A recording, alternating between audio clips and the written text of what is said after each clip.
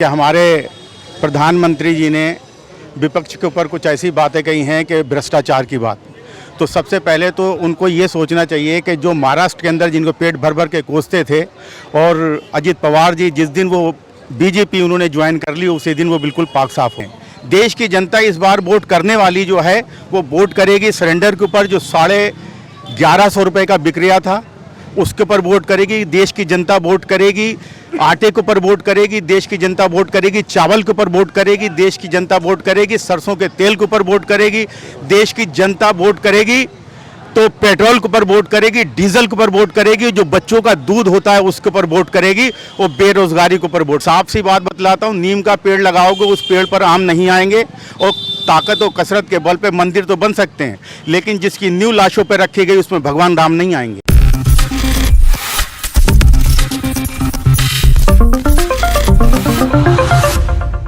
नमस्कार, आप देख रहे हैं नेक्स्ट टाइम न्यूज। मैं तुषार आपके साथ।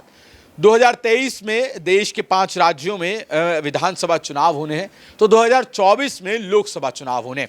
2023 में सेमीफाइनल होने हैं तो 2024 में फाइनल होने हैं।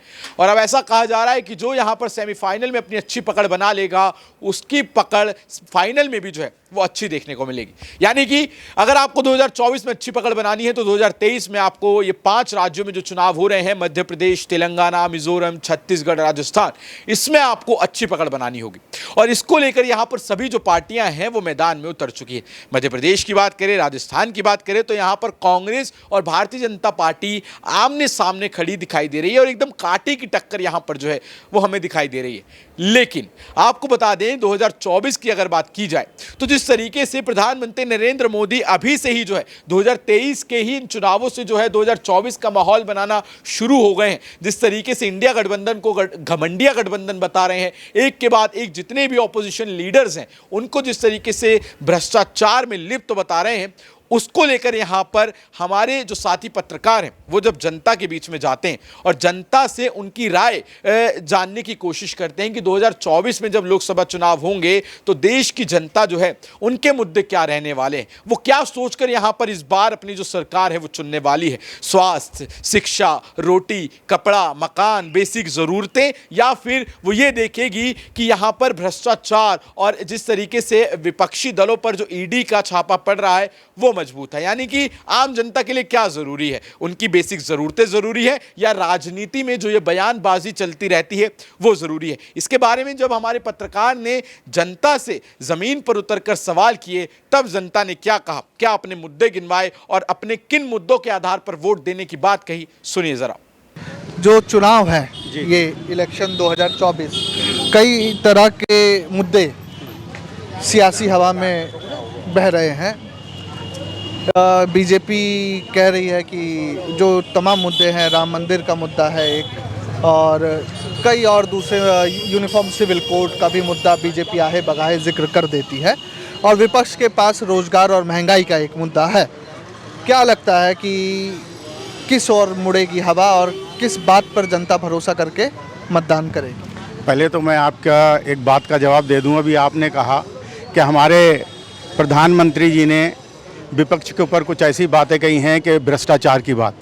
तो सबसे पहले तो उनको ये सोचना चाहिए कि जो महाराष्ट्र के अंदर जिनको पेट भर भर के कोसते थे और अजित पवार जी जिस दिन वो बीजेपी उन्होंने ज्वाइन कर ली उसी दिन वो बिल्कुल पाक साफ हो गए।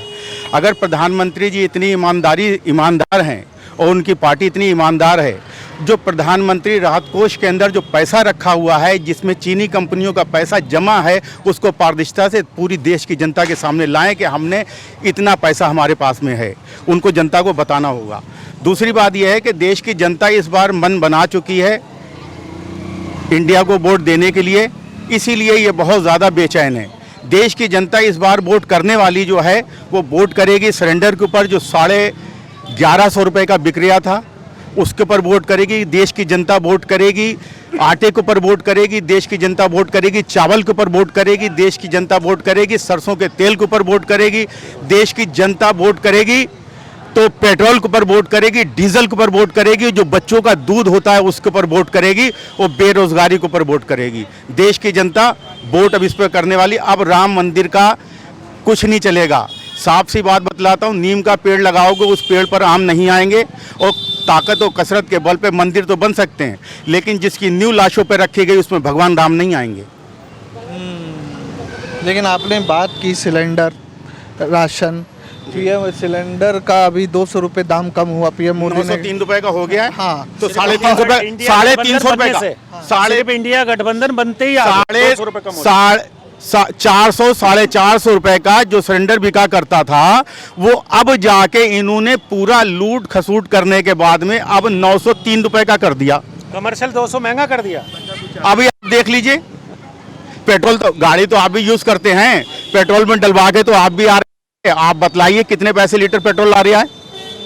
नहीं, मोदी जी एक बात तो बोलते हैं कि इस देश का हर नागरिक मेरा भाई है, औरतें मेरी बहन है, और हम देश को जो मेरे फैसले हैं और जो मेरे कदम हैं वो दूरदर्शी हैं। अभी नहीं पता चलेगा, लेकिन उसके लिए 2047 तक का इंतजार कीजिए। आपसे सब्र नहीं हो रहा है? वह दूरदर्शी है, बहुत बहुत दूरदर्शी है हमारे प्रधानमंत्री जी हैं। आपने कहा दूरदर्शी हैं, बहुत बढ़िया बात आपने कही। हमारे देश को प्रधानमंत्री को मणिपुर नहीं दिख रहा, जो 2 औरतों को नंगा घुमाया गया, उनकी शर्मगाह को छुआ गया, हमारे प्रधानमंत्री को वो दिखाई नहीं दिया। हमारे प्रधानमंत्री जी को जुनैद और नासिर नहीं दिखाई दिए गए, पीट पीट कर उनको गाड़ी के अंदर डाल के उनको जिंदा जला दिया गया, उनको नहीं दिखाई दिए। हमारे देश के प्रधानमंत्री को हाथरस की वो बेटी नहीं दिखाई दी गई जिसकी जबान काट ली गई, रीढ़ की हड्डी काट कर वो उसको रात के 2 बजे प्रशासन ने जिंदा जला दिया। हमारे देश के प्रधानमंत्री जी को ये दिखाई नहीं दिया कि कठुआ के अंदर एक बच्ची का 8 दिन तक मंदिर में बंधक बनाकर उसका बलात्कार किया गया, उसका सर पत्थर से कुचलकर उसको जंगल में फेंक दिया गया। हमारे देश के प्रधानमंत्री इतने दूरदर्शी हैं। सहमत है सर आप? हाँ जी, सहमत है बिल्कुल। हाँ, कितने दूरदर्शी हाँ सहमत, महंगाई के मारे महंगाई। एक मिनट आता हूँ आपके पास भी। कितने दूरदर्शी हैं, ये बात साबित हो गई नरेंद्र मोदी जी के नोटबंदी से, कि जो 2000 का नोट चलाया था वो कुछ ही दिनों में 2000 नोट वापस लेना पड़ा। ये है उनकी दूरदर्शिता। ये साबित हो गई कि हजारों लोग लाइन में लगे, पूरे देश की अर्थव्यवस्था चौपट हुई, पूरे देश का पैसा बर्बाद हुआ और फिर नोट बंद करना पड़ा। अगर ऐसी दूरदर्शिता तो ऐसा प्रधानमंत्री नहीं चाहिए। देखा आपने किस तरीके से यहां पर जनता ये साफ कहती दिखाई दे रही है कि हम तो उसी को चुनेंगे जो यहां पर महंगाई कम करेगा, जो रोजगार की बात करेगा, हमारे बच्चों की स्कूल की फीस की बात करेगा, रोटी कपड़ा मकान की बात करेगा, मूलभूत आवश्यकता की बात करेगा। साथ ही साथ यहां पर भारतीय जनता पार्टी को भी जो है कई लोग यहां पर जो है आड़े हाथ लेते नजर आए। उनका कहना है कि यहां पर मोदी जी कहते हैं कि सारे के सारे विपक्षी जो नेता हैं वो सारे भ्रष्ट हैं, लेकिन जब वो उनकी पार्टी में आ जाते हैं तब वो एकदम दूध के धुले हो जाते हैं। तो ये भी राजनीति जो इस समय भारतीय जनता पार्टी खेलती हुई नजर आ रही है, जनता की इस पर भी पैनी नजर है। यानी कि 2024 में जब यहां पर चुनाव होंगे तो जनता अपने मुद्दों के साथ साथ ये भी देखेगी कि किस तरीके से जो सरकार है उसके पास जब पावर आती है तो उसका किस तरीके से इस्तेमाल करती है। और इसको लेकर भी यहां पर जो है जनता इस बार जो है वोट करने के मूड में हमें दर्शकों दिखाई दे रही है। लेकिन आप इस बारे में क्या सोचते हैं, आपके इस बार के क्या मुद्दे रहने वाले, नीचे कमेंट सेक्शन में जरूर बताएं। जुड़े रहें, देखते रहें नेक्स्ट टाइम न्यूज़। धन्यवाद।